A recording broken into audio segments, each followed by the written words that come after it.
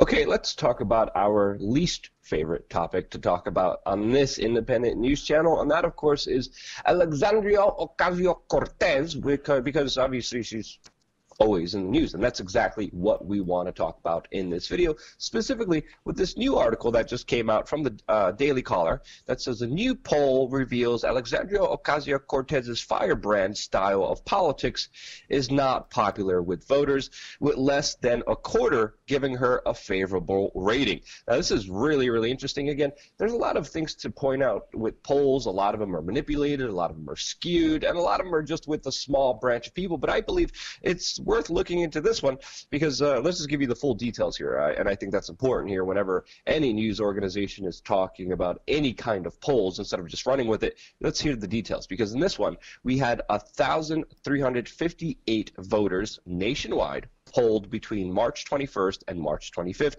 and asked how favorable Alexandria Ocasio-Cortez was, and they said they found her 23%, which is a very low rating, and something that I think is surprising when you see the coverage that she is getting from either the left wing or the right wing point of kind of biased news organizations. The right wing loves to prop her up. Donald Trump even said himself he loves the Green New Deal. He wants to campaign on the Green New Deal. Of course, the majority of the presidential candidates said yes, Green New Deal is great on the Democratic side, and we're also finding out that even the AFL-CIO, a major union, the major support base of leftist politics, they're not for the New Deal. And I don't think the majority of Americans are when they hear the exact details of this, because this perception that is kind of thrown out there is a form of manipulation. I think that's why we have Cenk Uygur,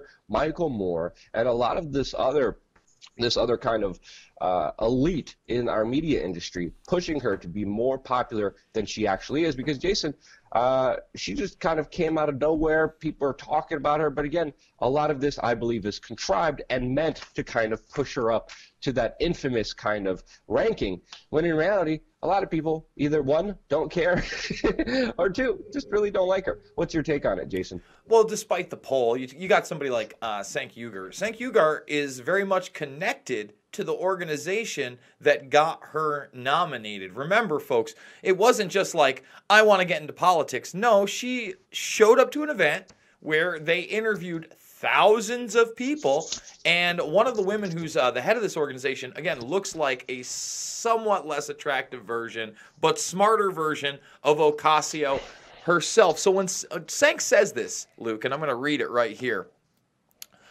Tonight at a Trump rally, notice they say at a Trump rally. You know, it's always a Trump rally. Why don't you just call out, Don Jr.? Because Don Jr., I think, is going to have a future in politics. I may not agree with Don Jr. all the time, but I think he's going to. Tonight He's shaping himself, too. He's shaping himself. He's trying to be put up there, and, of course, that's causing a lot of backlash. But interestingly, he's one of the few people talking about internet censorship when Donald Trump is like, acting like he doesn't even know how to Google. Sorry, go ahead, Jason. No, you're right. And I think he is positioning himself in a way that he will run after this and probably be heavily involved in politics. But let's continue. You know what that shows? That they chanted AOC sucks at this thing.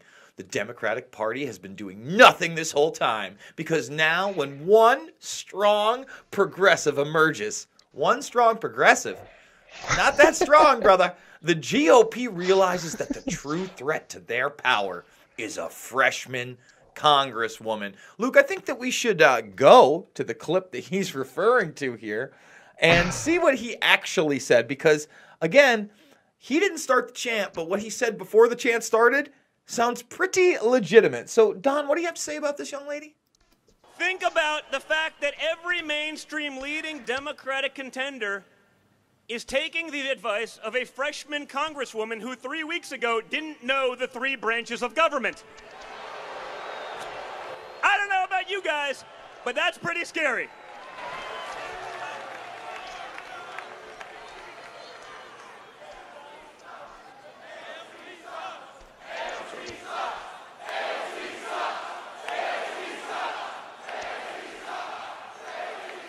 You guys, you're not very nice. And neither is what that policy would do to this country. Oh, snap! Oh, snap, Don Jr. So, there it is. It's almost like a non-moment. But again, the hype train behind her, Luke, is very real. And that's when you have Michael Moore saying stuff like this. Oh, hold on. Before we get into Michael Moore, most of politics is non-moments that are sensationalized, that are being built up to, of course, divide and conquer you, to, of course, make you love her or hate her. No, here on the show, we're really, I think, different than all the other landscapes out there because a lot of them play on the divisions of American people. But when it comes to divisive topics like AOC, we contend to some of her points, which we should. Even Ilhan Omar, we contended and agreed on some points and, of course, also criticized her on points. Same with Donald Trump, because this is what we should be doing. But, again, this is not what drives ratings. This is not what drives this kind of gang mentality that is being pushed. And just like, let's be honest here, Cenk Uygur is talking about a strong asset here on the Democratic Party. I think an argument could also be made that they're also building up a straw man by the Republican side to easily take her down and the other policies, which I think is also a situation that's unfolding on the right-wing sphere, which also needs to be called out because, again, they're propping her up. And she is someone who we're going to have to talk about. She is someone that they're going to be building up. She is someone that they're going to make all of their arguments with. And I believe people deserve to know that a lot of it is contrived and not as important as people make it out to be. There's even, Jason, 38% in this poll showed people didn't even know much about her and said, I don't even feel like saying anything about it because I don't know anything about her. And a lot of people don't. She just came out of nowhere. But expect this to be a big topic. Let's see what Michael Moore said about this person, which, again, Michael Moore, I agreed with him on some things. I confronted him a couple times. I disagree with him. Back with us. We got 20. Michael, there are a lot of people running for president on the Democratic side, a lot of people who are asking themselves the question about whether they can do a better job than Donald Trump, and most of them are coming up with an answer that says, yes, that group of 8 is going to become much bigger probably over the course of the next couple of months. Yeah. Are they asking themselves the right question? Well, no, because can I do better than Donald Trump? Camera 2? Yeah. I'd vote for him. I mean, seriously, anyone in this room, anybody out there, anybody watching right now, obviously could probably do a better job than Donald Trump. Let's stop right there because I really want to rip apart this guy's fallacies. No, they couldn't. No, they couldn't. Anybody watching?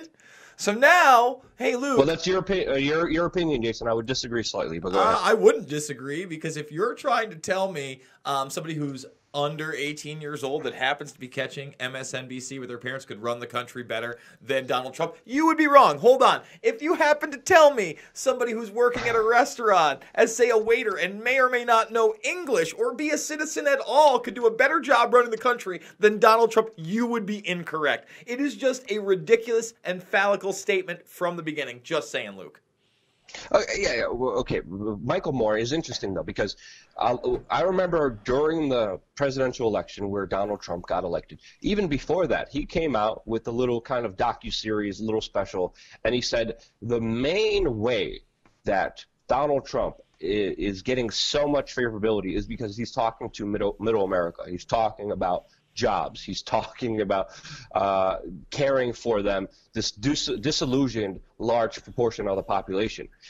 I don't think, and a lot of people kind of resonated with that because it kind of hit the nail on the head. Because a lot of people who are sick of these party politics were happy to see this kind of a new person attacked by the right wing and the left wing and kind of being anti-establishment. Even though predominantly, not always, but predominantly, his policies are very similar to his predecessors. But especially when it comes to foreign policy, almost directly the same, even though he says differently. But Michael Moore kind of hit it on the head. But now what he's doing by saying Alexandria Ocasio-Cortez is the future, he's isolating a lot of that base because Alexandria Ocasio-Cortez, she tries to, I see her recently trying to talk to that base, and she's bringing up the flooding in middle America. But other than that, with her recent comments, I think she's mainly isolating that big, huge voter base of middle America that really do care about just living and are sick of politics and do not like politicians, which I think is the biggest base, and I think why Donald Trump has become become the president of the United States. And the opposite of that, of calling for more government, is only going to isolate that and only make sure that the 2020 elections are going to go in favor of Donald Trump once again. That's my opinion. What about yours, Jason? Again, I think that you are right that he was telling the truth to people about the fact he was saying Trump was going to win. You know, he was actually one of the few people that's saying, no, this is not in the bag for Hillary. He was correct in that response, but he's gone so far off the deep end since he's been elected, we've got to listen to crap like this. No, the question they need to be asking is, who's going to crush Donald Trump? Who can win? I mean, really win. Not just win the popular vote, win Michigan, Wisconsin, and Pennsylvania. Who could crush Trump? Who is that person? Ask yourself that right now. If you're at home, you know, ask yourselves right now, who's that person that right now, tonight, could crush Donald Trump? Do you think that's more important than taking positions on things? We knew that health care was one of the biggest issues to most American voters in the last election, certainly to Democratic voters. Yeah. And everybody's taking out a position on health care. Many of them are coming out on the side of single-payer health care. You think the who can crush Donald Trump will be the most important question above? I think it already is. I think they asked that question in an Iowa poll of Democrats last week, and that was the #1 thing people came back with. Yes, of course, health care, tax the rich, raise the minimum wage, end mass incarceration, all these things that are essentially being pushed by the new progressive Democrats in the House. I mean, that's what I mean, I wish, it's too bad that you have to be 35 to be president.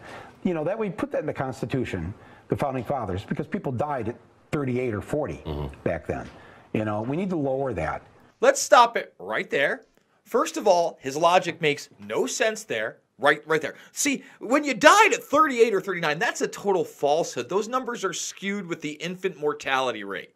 People like Franklin and people like Washington, I go on and on and on. Those guys lived to their 70s, 80s, into their old age much of the time. If he was correct, it would be a lower age to run so that people could do it before they died. That's not what happened. Okay, think about what he's saying here. It's complete insanity. And the only reason he's saying this, he's prepping you for some AOC, baby. Who can crush Donald Trump? Who can crush him? That's what we care about. Listen, I'm worried about mass incarceration, too. We know that a lot of the people that are in jail right now for petty drug crimes, such as marijuana, should be out of there. But look how much this man has lost touch. He is wearing not a political hat, not an everyman hat that he used to. Remember, he used to wear a ball cap of the city and the team of Detroit. You know, he was everybody. Now he's wearing a late night with Seth frickin' Meyers hat, trying to promote the very dead industry of late night comedy talk shows. Because you know what, folks? No one gives a flying rat's ass about that entertainment anymore, because it's not entertainment. It's politically motivated bullshiz. Let's continue. If that was lowered to 30... All right, Alexandria Ocasio-Cortez, is that where you're going with this? Could be running. Could be running. She just has to be 30 by the time... By the time January of 2021. So she's, look, everybody can out-progressive each other on their platforms. You're saying that she's got fire in the belly to get... She is the leader. She is the leader. Everybody knows it. Everybody feels it. She's the leader of this mass movement that is not. I'm not talking about a movement in terms of an organization. I'm talking about a Fox News poll this week. Let's stop the poll. But it is a movement from an organization. That's how she was selected to run. That's how she was picked out to be followed by your cameras, Michael, for Fahrenheit 11/9, which she's heavily featured in. I think this man needs a political teabagging, folks. That's what he deserves. And that's all. I mean, I think we should just end it here. His jackassery knows no bounds. You could continue. He's talking about polls. Listen, this man is promoting somebody who was a bartender 2 years ago. And I'm not kidding on bartenders. I ran a bar for 2 years. I worked at one for 5 years. I was there last night having a drink and a good time. That's not what this is about. The woman does not understand how the government works. Like Don Jr. said, she does not know what the 3 branches of government are or what they do. And her policies are so laughable, she could not get a single Democratic Senate vote on her Green New Deal. In fact, 3 voted against it, and some would not even vote present, Luke. How dare you give that audience those visuals? Not good. Just I'm not okay. We're gonna have to bleep that, by the way. Again, I agree mostly on your points. There's a lot to talk about here, a lot to unpack here. But again, just know most forms of media or forms of manipulation trying to make you perceive that people are a lot more popular than they are. I hope we unpack that on so many different levels. And again, just know most Americans don't give a damn. And of course, this radicalization needs to end and it needs to be called out. Thank you guys so much for watching. Stay tuned for more videos here on youtube.com/WeAreChange.